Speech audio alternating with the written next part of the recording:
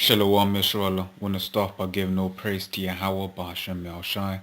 Double honors to the elders of GMS and those you brother doing the work in truth, what sincerity. And this one, what basically want to push is whatever the end shall be. Because Scripture in Revelation 12 and 12, the devil come down with great wrath, knowing he hath but a short time left, and basically want to push out to use there. No matter what it seems like, no matter what you may be going through, just endure unto the end, no matter what that is, you know. And this is why, so it's Revelations 14 and 9. It says, and the Lord and the third angel followed them, saying with a loud voice, if any man worship the beast and his image, and receive his mark in his forehead or in his hand, the same shall drink of the wine of the wrath of the Most High, which is poured out with mixture into the cup of his indignation, and he shall be tormented with fire and brimstone in the presence of the holy angels and in the presence of the Lamb. So basically, don't take that chip. No matter what they try to do to you. Like I said, no matter what the end may be, because some of us will have to die in this thing. But the scriptures say, and I'll get onto them, the dead in Yahushua shall rise first. So think not that you've been forsaken. Some will be put to death through their wickedness, but some will become martyrs for this thing, such as are the prophets. I want to just stick to biblical sources. More if you look around, you see how some of the prophets died in extra biblical accounts. Some went out, some didn't go out too nicely, but they were still men of renown. They were still great prophets. But yeah, no matter what the end is, really, that's what I'm saying. And I'm going to start in 2nd Maccabees 6 and 18. I'm just going to jump around, so I don't, so this doesn't carry on too much. So you can read from 18 onwards. So it says, Eleazar, one of the principal scribes, an aged man, and a man of well-favoured countenance, was constrained to open his mouth and to eat swine's flesh.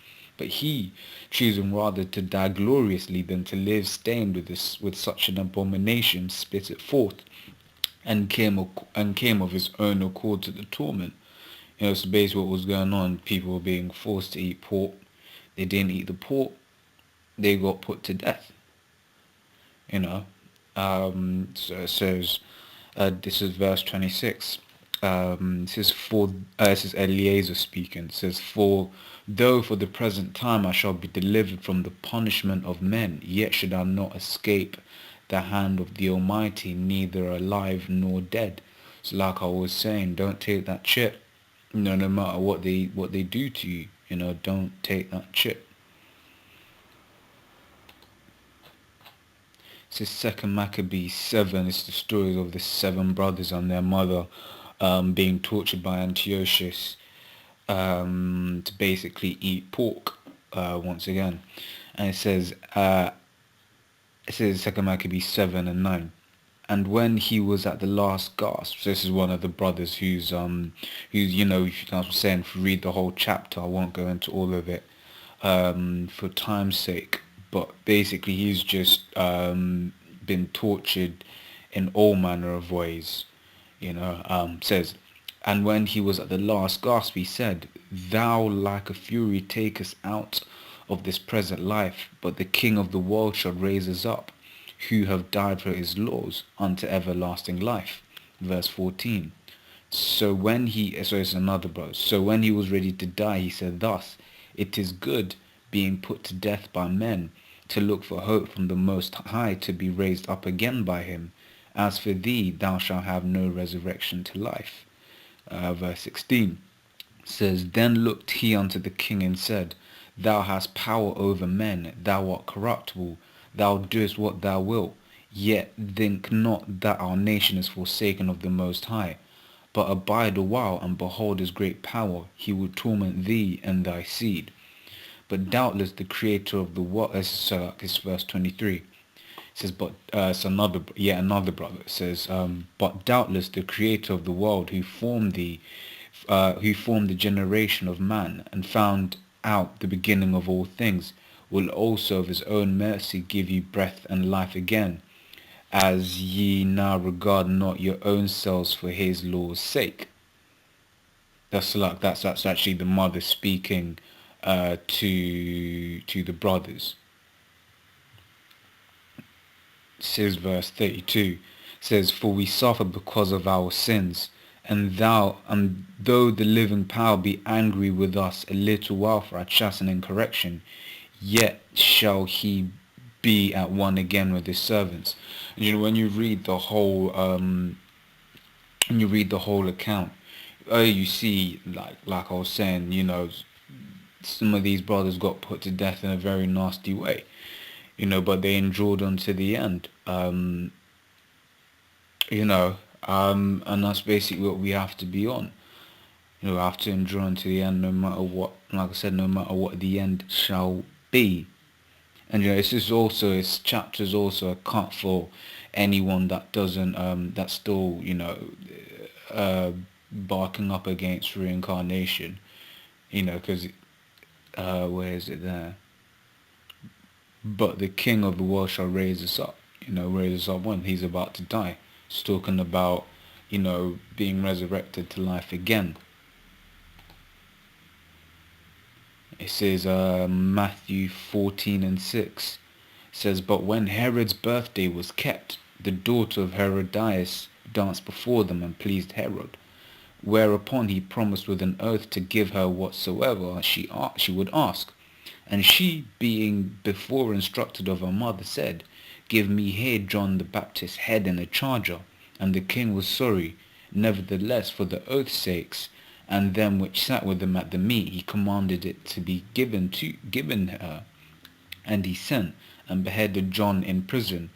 And his head was brought in a charger and given to the damsel, and she brought it to her mother. So that was John the Baptist. And he was put to death.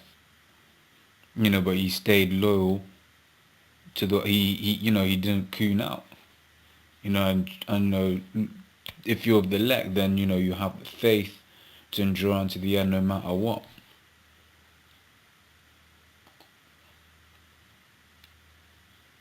And then obviously you have Yahweh Shai as well. I mean, he laid down his life for us when he didn't, really and truly, he didn't have to. I mean, obviously it was written before that, but if he wanted to, he could have just gone. But he basically gave his life, and he died as a man when, says, then released he Barabbas unto them, and when he had scourged Yahushua, he delivered him to be crucified. Then the soldiers of the governor took us, Matthew 27:26, now 27th verse. It says, then the soldiers of the governor took Yahushua into the common hall, and gathered unto him the whole band of soldiers, and they stripped him, and put on him a scarlet robe. And when they had plaited a crown of thorns, they put it upon his head, and a reed in his right hand, and they bowed the knee before him, and mocked him, saying, Hail, King of the Jews! And they spit upon him, and took the reed, and smote him on the head. And after they had mocked him, they took the robe off him, and put his raiment on, and led him away to crucify him. If this can happen to Yahushua, then what about his servants? Like I was saying, some of us may have to be put to death for this thing, but fear not, worry not, we will be raised up to life again in glory.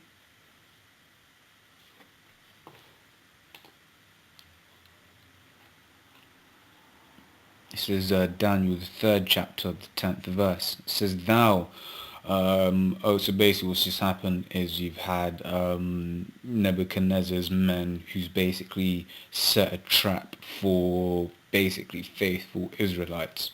It says, thou, O king, hast made a decree that every man that shall hear the sound of the cornet, flute, harp, sackbut, psaltery, and dulcimer, and all kinds of music, shall fall down and worship the golden image, and whoso falleth not down and worshippeth, that he should be cast into the midst of a burning fiery furnace. There are certain Jews whom thou hast set over the affairs of the province of Babylon, Shadrach, Meshach, and Abednego. These men, O king, have not regarded thee. They serve not thy gods, nor worship the golden image which thou hast set, which thou hast set up. So I'm going to jump down to the 19th verse. It says, Then Nebuchadnezzar was full of fury, and the form of the visage was changed against Shadrach, Meshach, and Abednego. Therefore he spake and commanded that they should heat the furnace 7 times more than it was wont to be heated. And he commanded the most mighty men that were in his army to bind Shadrach, Meshach, and Abednego, and to cast them into the burning fiery furnace.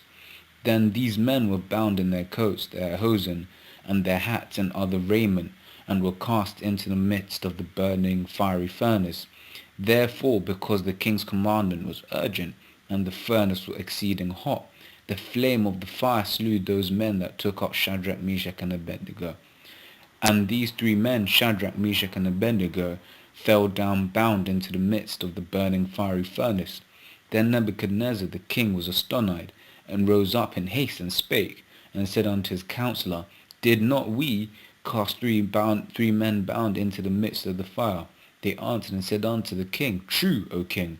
He answered and said, Lo, I see 4 men loose walking in the midst of the fire, and they have no hurt. And the form of the 4th is like the Son of the Most High. So, the Most High delivered Shadrach, Meshach, and Abednego, but, I know most of you brothers grew up in the church, so you already knew that story.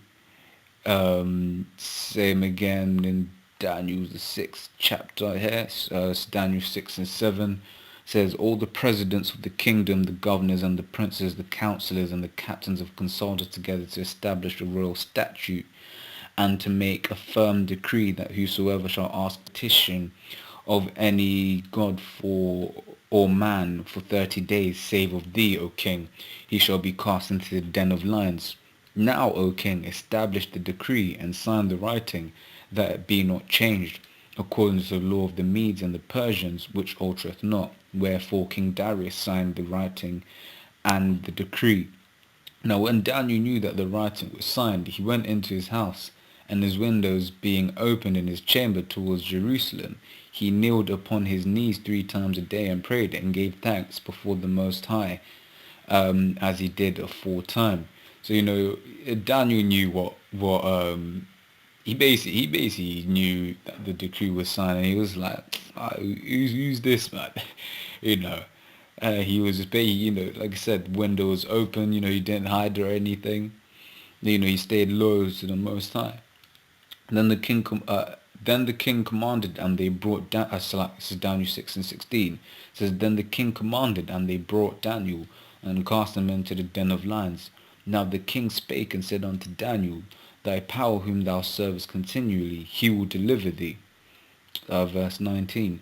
Then the king arose very early in the morning, and went into haste unto the den of lions. And when he came to the den, he cried with a lamentable voice unto Daniel. And the king spake and said unto Daniel, O Daniel, servant of the living power, is thy power, whom thou servest continually, able to deliver thee from the lions? And the simple answer is, yeah. The Most High can do whatever he wants. So, if in those times, you end up in a concentration camp, or whatever, what have you, just have the Most High back in the back of your mind. Well, not in the back of your mind, but you know what I'm saying. Have the Most High that he will deliver thee, and, if it be your lot that, you should be put to death on this side to rise up again in glory, then so be it. But, have to be faithful unto the very end.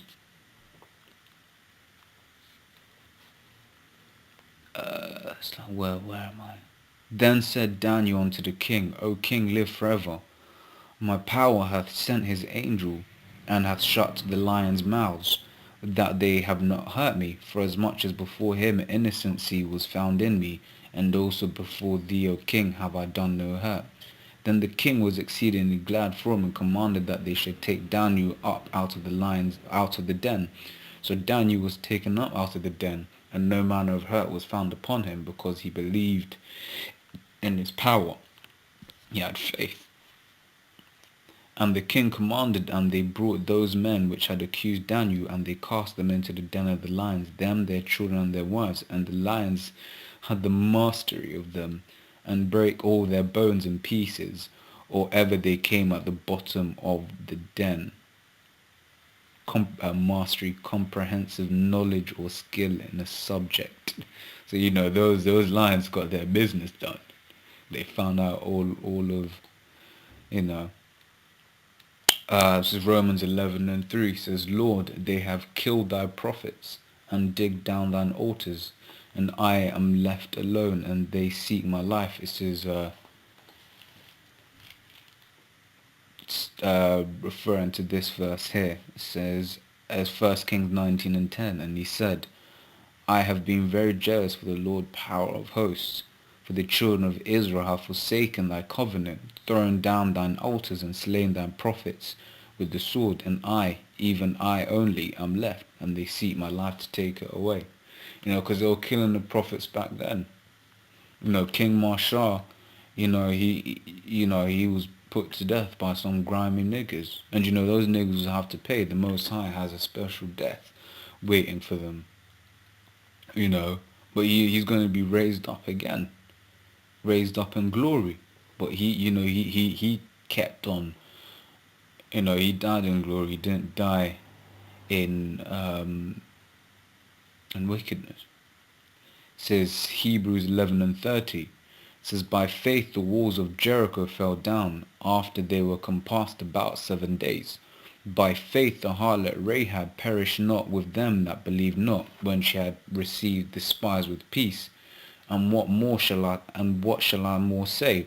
For the time would fail me to tell of Gideon, and of Barak, and of Samson, and of Jephthah, of David also, and Samuel, and of the prophets, who through faith subdued kingdoms, wrought righteousness, obtained promise, stopped the mouths of lions, quenched the violence of fire, escaped the edge of the sword, out of weakness were made strong, waxed valiant in fight, turned to flight the armies of the aliens, other nations.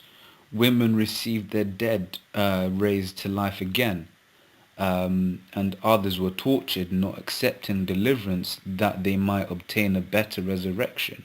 And others had trial of cruel mockings and scourgings, yea, moreover of bronze and imprisonment. They were stoned, sawn asunder, were tempted, were slain with the sword. They wandered about in sheepskin and goatskin, being destitute, afflicted, tormented. Like I was saying, the prophets of old went through some stuff. And we're those men again in a reincarnation. This chapter here is all about faith. Because you have other Israelite groups, they know who they are. That don't like pushing, we call us faith-based Israelites. But this is what this whole chapter is about. So another quick story. It says 1 Kings 17:1. It says, and Elijah the Tishbite, who was of the inhabitants of Gilead, said unto Ahab, as the Lord power of Israel liveth, before whom I stand, there shall not be a Jew nor reign these years, but according to my word. And the word of the Lord came unto him, saying, get thee hence, and turn thee eastward, and hide thyself by the brook Cherith, that is before Jordan. And it shall be that thou shalt drink of the brook, and I have commanded the ravens to feed thee there. So he went and did according to the word of the Lord, for he went and dwelt by the brook Cherith, that is before Jordan. And the ravens brought him bread and flesh in the morning, and bread and flesh in the evening, and he drank of the brook. And it came to pass after a while that the brook dried up, because there had been no rain in the land.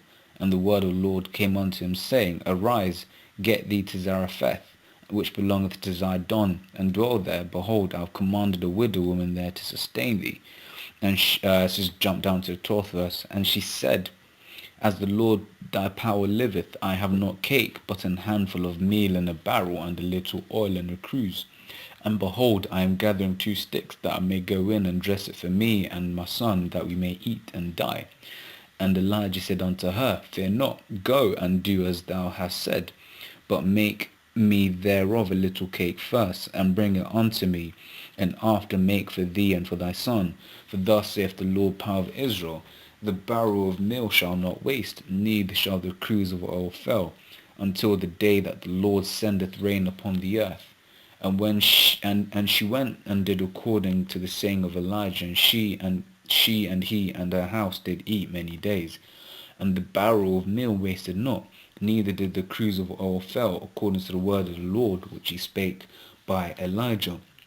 So one thing they're gonna try to get you with when they try to push the chip is if you don't get the chip, you won't eat. But this story is here in the Bible. I've got one here. Is it the next one? Romans 15:4. For whatsoever things were written aforetime were written for our learning, that we through patience and comfort of the scriptures might have hope. So they're gonna push it in a way like, if you don't get the chip, you don't eat. But have faith in the Most High. Have faith in the Most High, and he will feed you. He will take care of you. It says 1 Thessalonians 4:16 says, For the Lord himself shall descend from heaven with a shout, with the voice of the archangel, and with the trump of the Most High, and the dead in Yahweh Shai shall rise first. This is what I was saying. It's been basically the whole topic of this show. With the sit down rather. No matter what the end will no matter have endure unto the end, no matter what the end may be. It says Revelations 2:10, Fear none of those things which thou shalt suffer. Behold, the devil shall cast some of you into prison, that ye may be tried, and ye shall have tribulation 10 days. Be thou faithful unto death, and I'll give thee a crown of life. So that's what I wanted to bring out. No matter what the end might be, just endure unto the very end. And with that, I'm going to say shalom.